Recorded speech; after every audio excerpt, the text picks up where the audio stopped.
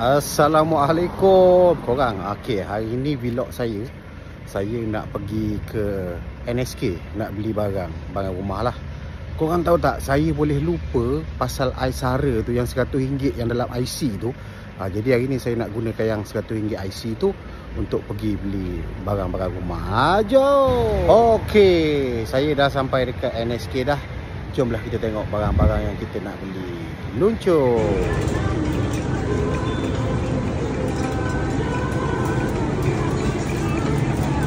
Benda pertama saya ambil dulu sabun-sabun dululah. Sebab benda ni walaupun orang cakap kita jarang guna, tapi sabun ni perlu. So ambil sabun. Okey, yang penting kita beli sabun-sabun, shampoo apa semua dulu. Ni rasanya dekat 100 kan ni. Jadi dekat NSK ni dia memang ada untuk sumbangan mai kasih. Jadi kita carilah dekat kaunter dan juga rak yang dia disediakan, yang mana kita boleh ambil barang tu yang ada sumbangan mai kasih. Contoh macam beras ni kan, dia ada mai kasih. So beras-beras yang kat sini boleh ambil lah. Ni beras-beras kat sini, ataupun air ke apa-apa lah, kelengkapan rumah.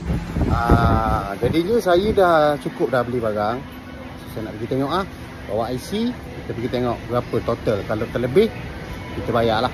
Okey, itulah dia vlog kita. Okey, jadi hari ni inilah hasil saya pergi beli dekat NSK guna mai sara. Jadi yalah, dah hujung-hujung tak guna rugi, kita gunakanlah mai sara. So ni je lah barang-barang dia. Tak cukup tambah duit sendiri.